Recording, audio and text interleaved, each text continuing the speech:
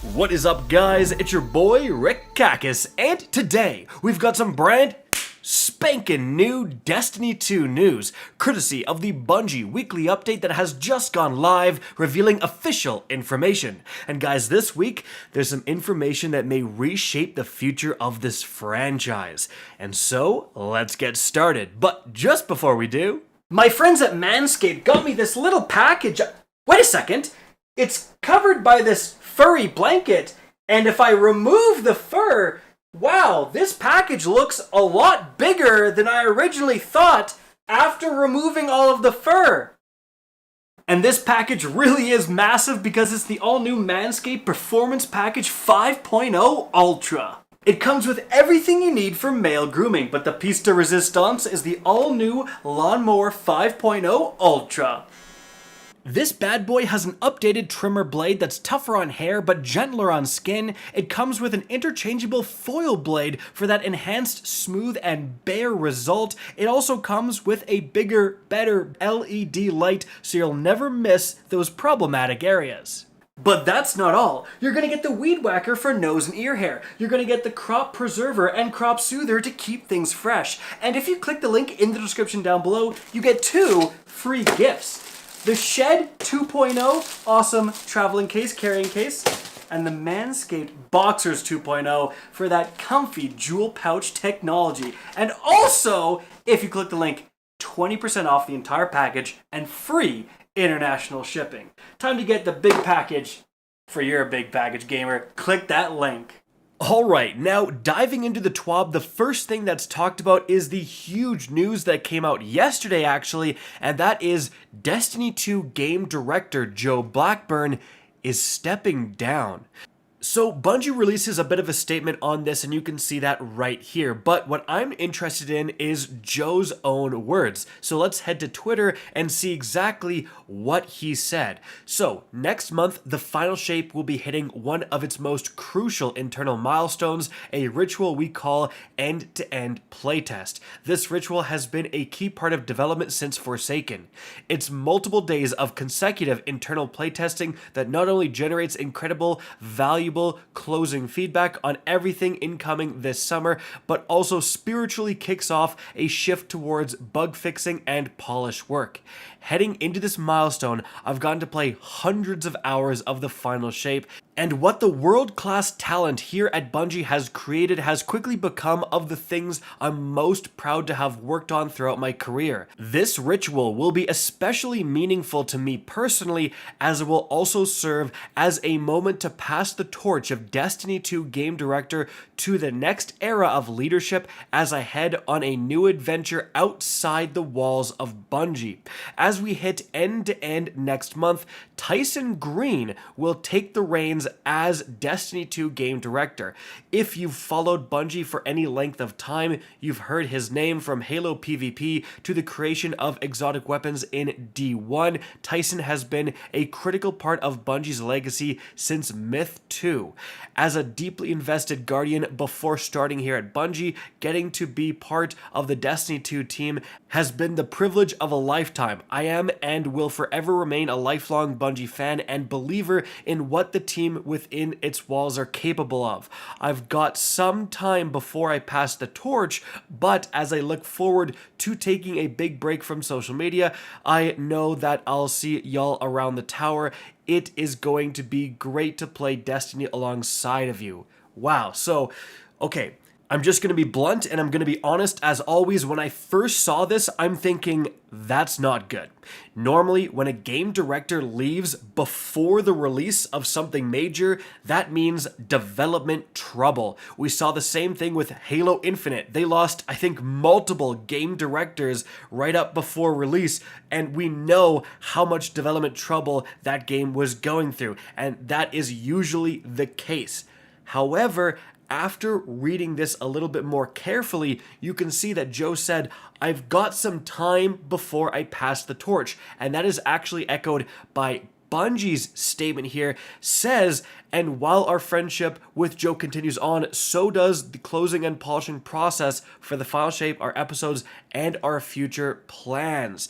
Okay, so what that means is it's not like abrupt of today, right? Like Joe's not saying, all right, see ya, I'm never coming back, I'm leaving the studio today. He's actually still saying, I'm gonna be involved up to the release of the final shape and maybe even a bit beyond, right? Like he's not saying, I'm so sick of this, I'm out of here. He's still gonna be at Bungie while the final shape is releasing, is what these statements say to me. And so that calms me down a little bit, but still, you gotta be a bit worried. I've met Joe personally a couple of times, and I can say he always struck me as someone who genuinely cares about Destiny, who genuinely enjoys this franchise, right? So obviously losing him as a game director, my first thoughts are, yet again, this is not good.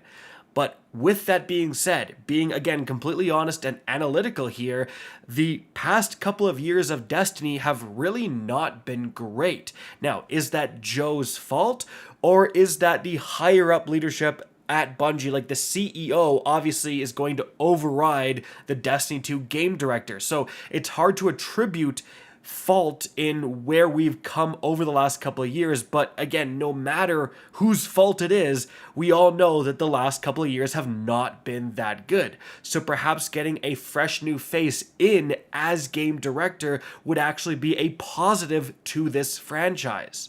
And the new game director, Tyson Green, to call him an OG would be the understatement of the century. Here's actually a list of some of the things he has worked on within Bungie, and it's insane. Notice what stood out to me here is that he was the multiplayer design lead for Halo 3.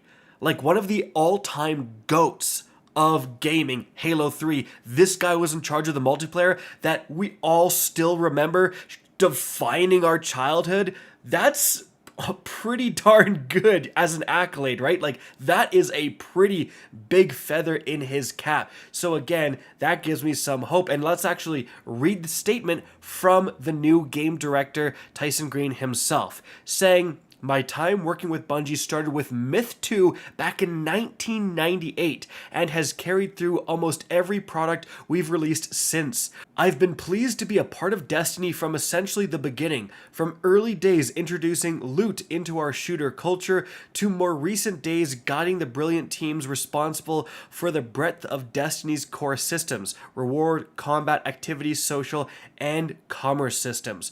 Joe has always brought a lot of energy and creative vigor to the team, and it has been a pleasure to work on Destiny with him as a teammate and a friend. I expect we're going to miss him terribly. To step into his role is humbling, but also energizing. I look forward to carrying on his work in service to our players and our team. My passion as a developer has always been to build the supports around which a community can grow. I came to Bungie from the fan community and aspire to build things that players can share as common interests, from Halo 3's Forge, oh my god, and file share systems to Destiny's build crafting and Fireteam Finder. I am proudest of the things that bring our community together in collaboration. I look forward to more such opportunities in the file shape and the years of Destiny beyond." So guys, like overall, switching game directors, again, big change for the entire franchise. This could really be the start of some fresh new changes within the franchise, or it could be the start of even more decline. We really don't know. I'm a little bit hopeful just because of like how experienced this new guy is, but I don't know. Let me know what you think in the comment section down below.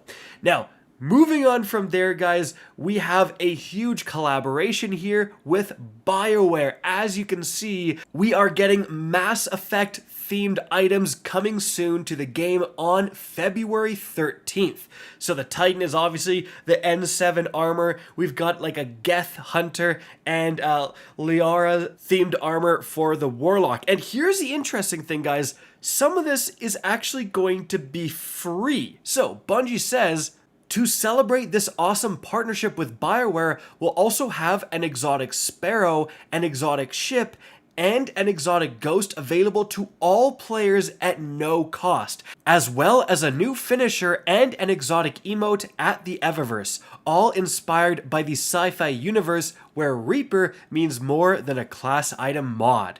Now, the way Bungie wrote this announcement on Twitter had a lot of people thinking everything was free, but in reality, the armor sets are going to be paid, and I think the finisher and the exotic emote are going to be paid, but specifically the exotic ship and the exotic ghost and the exotic sparrow, those are all going to be free. And I really like that, and I think that should be the standard for these crossovers moving forward. It sucks when you see an awesome crossover and literally everything is paid, and you're like, okay, well this all looks cool, but I don't want to drop, what, like $60+ and all this stuff? Actually giving away part of the crossover for free, everyone gets excited, and then having a few paid aspects, again, I think that's far superior.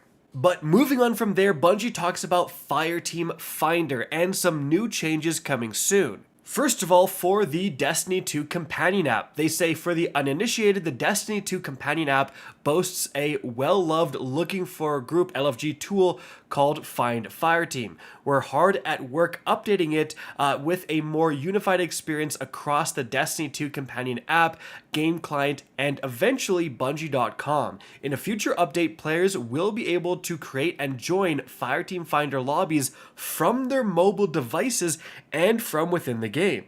Like the in-game version, this initial release of Fireteam Finder on the Destiny 2 companion app will be a part of the beta experience, so we welcome your continued feedback. And they actually show a little bit of a screenshot of what that's going to look like right here.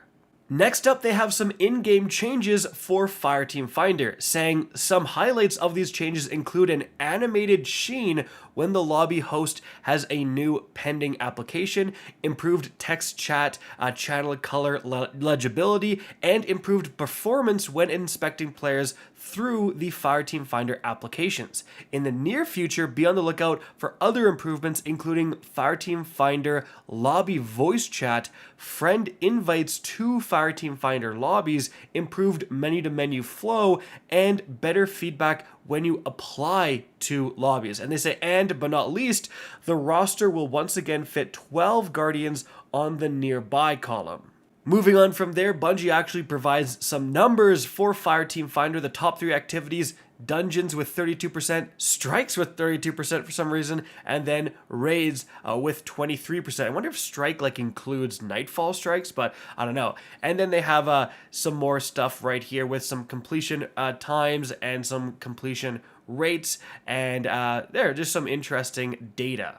But moving on from there, we have some news on next week's Nightfall. So Bungie says the Uzume RR4 sniper rifle will be dropping, but importantly, there's going to be double Nightfall rewards, so always a great time to farm your Ascendant shards, farm exotic armor drops, but also increased reputation for the Vanguard. So you're going to be churning through Vanguard ranks and getting double Nightfall loot. Could be a pretty good time to farm next week. After that, they say the Relic game mode is coming back, and then moving on from there, guys, they have increased shard drop rates in the Coil. So first of all, they say initially we saw the platinum success rates for Coil at around 35 to 50%, and they thought that was a bit too low. And then they say by the end of the second week, we were already seeing 70 to 85% of all successful completions reaching platinum. So they're kind of like, oh, okay, that's definitely a bit better. And they say that starting, with these numbers in mind, starting February 6th, we're increasing the Wishing Glass shard drop rates from enemies in the Coil to make hitting platinum even more achievable.